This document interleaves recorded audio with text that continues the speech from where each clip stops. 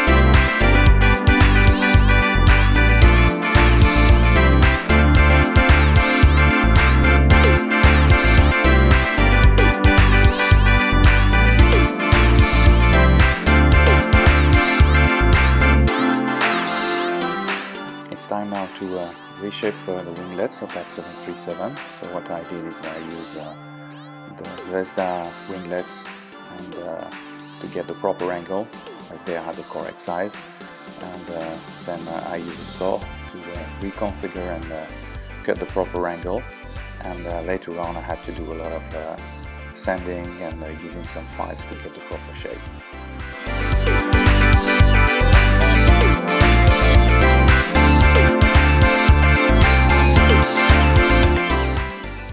So now I'm gonna put some tape around the windows, and then I'm gonna add the putties to fill up all those windows.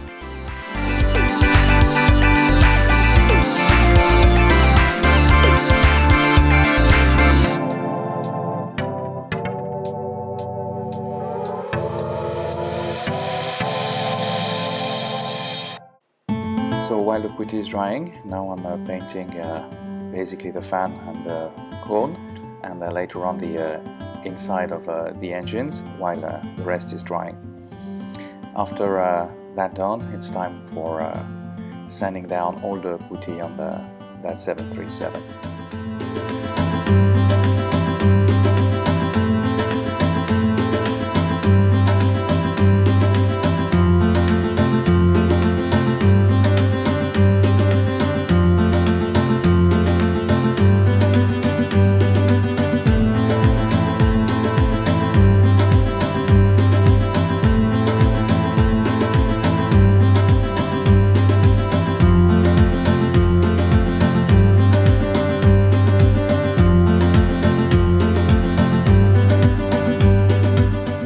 After finishing sanding down on the wings and the fuselage, it's time to build the engines.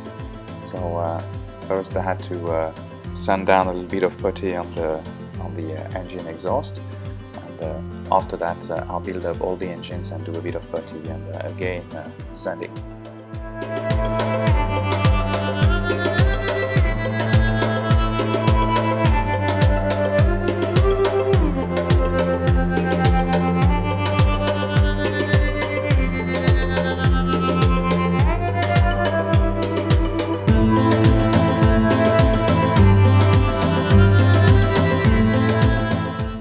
Now time to assemble the wings to the fuselage and add some more putty to fill up the gaps as well around the wings and fuselage.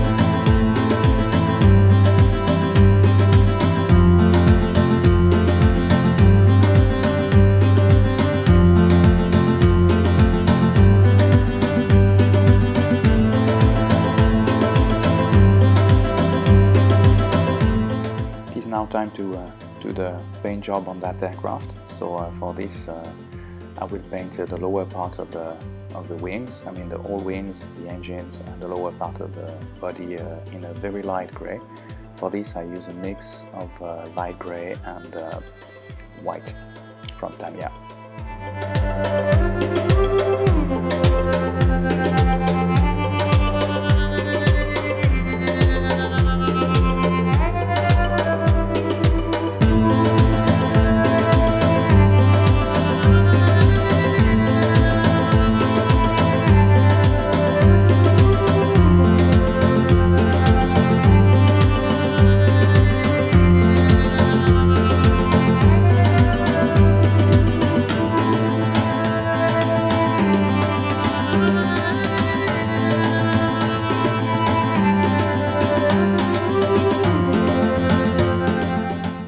Everything has been dried out. Now it's time to put the decals, and I will use some past decals made in Russia, and I will do a 737 from Anex, which is a subsidiary from Azur Airline, a Russian charter company.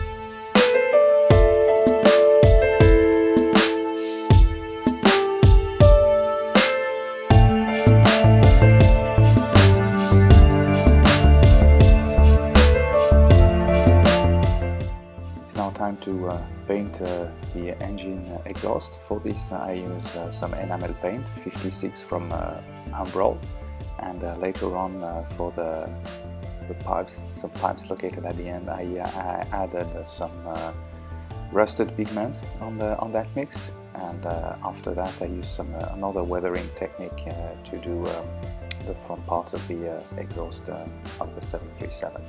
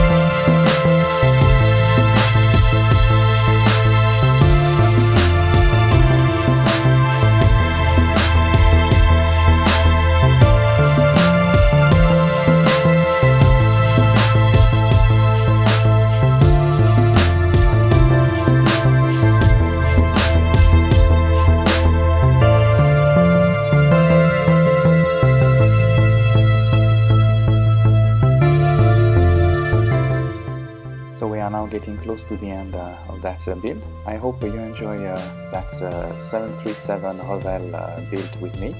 If you did so, just give me a thumbs up or subscribe to my YouTube channel, and you can check my other airplane models video on the top left corner. Thank you for watching, and see you on my next build.